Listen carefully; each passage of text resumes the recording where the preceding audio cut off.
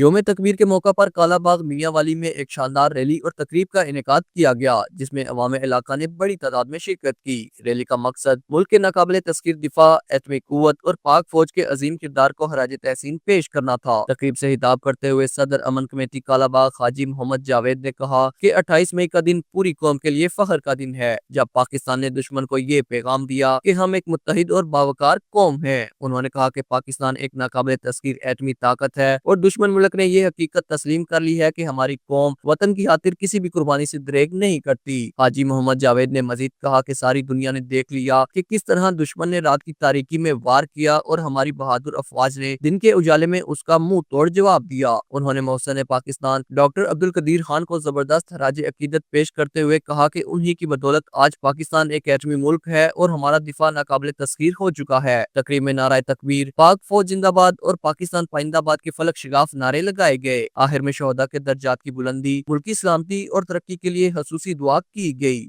Galleries Khan, JK news, Kala Bagh, میاں والی۔